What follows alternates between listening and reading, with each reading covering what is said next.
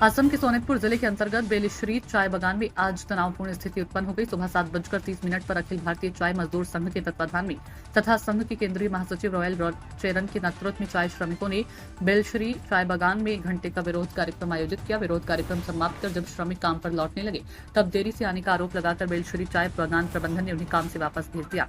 इसके बाद आक्रोशित श्रमिकों ने बेलश्री चाय बागान के मुख्य कार्यालय का घेराव कर माहौल को तनावपूर्ण बना दिया।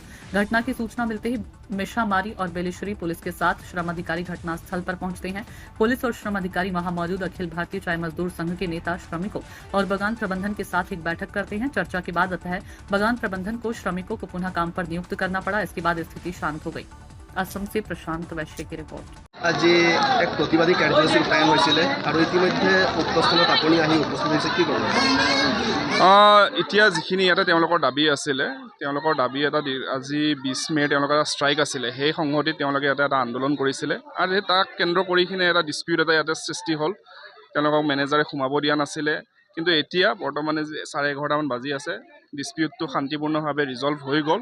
তেওঁলোকে নিজৰ নিজৰ জেগাত গৈছে আৰু যিখিনি ৱৰ্কাৰ্ছৰ দাবী আছিলে যে আজিৰ যিটো ৱেজ, সেই ৱেজটো মেনেজমেণ্টে দিব লাগে, সেই বস্তুটো এগ্ৰী কৰিছে। এতিয়া এইটো পৰৱৰ্তী সময়ত অভাৰটাইম হিচাপে মিলাইখিনি দি দিব। আমি আশা কৰিছোঁ আৰু আহ্বান জনাইছোঁ মেনেজমেণ্ট আৰু ৱৰ্কাৰকো যে ভৱিষ্যতে তেওঁলোকে নিজৰ কোঅপাৰেশ্যনৰ মাজেৰে বাগানখন শান্তিপূৰ্ণভাৱে চলাই নিয়ে। বাগানৰ বিভিন্ন সমস্যা আছে। ইয়াত খৰি পোৱা নাই, ছাচা টপৰ তিৰপাল পোৱা নাই, ঘৰ ৰিপেয়াৰিং হোৱা নাই, অন্যান্যবিলাক অসুবিধা আছে। সেইবিলাক লৈখিনি আমি হেৰি কৰা হৈছিল, ধৰ্ণা দিয়া হৈছিল। আজি অল ইণ্ডিয়া ষ্ট্ৰাইক আছিল, কিন্তু অল ইণ্ডিয়া কমিটি সিদ্ধান্ত লোৱাৰকে স্থগিত ৰখা হ'ল।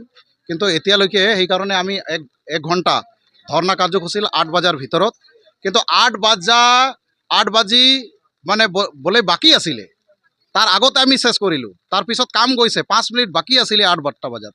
তাৰপিছত মেনেজাৰে সেইটো কামৰ পৰা ঘূৰাইছে, যাৰ কাৰণে আকৌ মানুহবিলাক চব জমা হৈছে আৰু ইয়াত ধৰ্ণা দিছে। এটাই কথা যে আমি কাম এলাউ কৰিব লাগে, এটাই দাবী, কাম এলাউ কৰিব লাগে। অন্যান্য সমস্যা ঢেৰ আছে, কিন্তু আজি কোনো কাৰণতে আমি কাম ঘূৰি নাযাওঁ। আমি কাম যাম, আমি কাম আধা হাজিৰা এই কাম কৰিলেও কমচে কম পুৰা হাজিৰা আমাক দিব লাগিব। আমাৰ বেলশ্ৰী চাহ বাগিচাত আমাৰ অফিচ ঘেৰাও কাৰ্যসূচী ৰূপায়ণ কৰিছোঁ আৰু এই অফিচ ঘেৰাও কাৰ্যসূচী ৰূপায়ণ কৰাৰ কাৰণটো হ'ল যে আমি যোৱাকালি মেনেজাৰক জনাইছিলোঁ, এখন জাননী পত্ৰ দিছিলোঁ যে আমাৰ বেলশ্ৰী বাগানত আমি অলপ 1 ঘণ্টা ধৰণে কাৰ্যসূচী ৰূপায়ণ কৰিম। আমি স্মাৰক পত্ৰ আপোনাক প্ৰদান কৰিম বুলি আমি মেনেজাৰক জনাইছিলোঁ যোৱাকালি, আৰু যোৱাকালি জনাৰ মতে আজি আমি 1 ঘণ্টা ধাৰণা কাৰ্যসূচী ৰূপায়ণ কৰিছোঁ। আৰু ইয়াত আমি 1 ঘণ্টা নহয়, আমি 40 মিনিটতে শেষ কৰিলোঁ।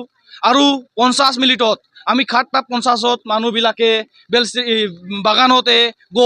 বাগানতে গ'ল আৰু ইহঁতে কাম ধৰিম বুলি যেতিয়া ওলাইছে তেতিয়া মেনেজাৰে চাৰ্জাৰক কল কৰিছে, বাবুক কল কৰিছে আৰু জনাইছে যে এই লেবাৰবিলাকক কামৰ পৰা পঠিয়াই দিয়ক, ইহঁতে কাম কৰিব নালাগে বুলি মেনেজাৰে বাবুক আৰু এই চাৰ্জাৰক কয়। তাৰ কাৰণে আজি আমি বেলশ্ৰী চাহ বাগিচাত প্ৰতিবাদ কাৰ্যসূচী ৰূপায়ণ কৰিবলৈ বাধ্য হৈ গ'লোঁ। এইটো বাধ্যয়ে আমাক মেনেজাৰে কৰাইছে আৰু আমি মেনেজাৰক এতিয়া দাবী জনাইছোঁ যে এতিয়া আমাক কাম দিব লাগিব।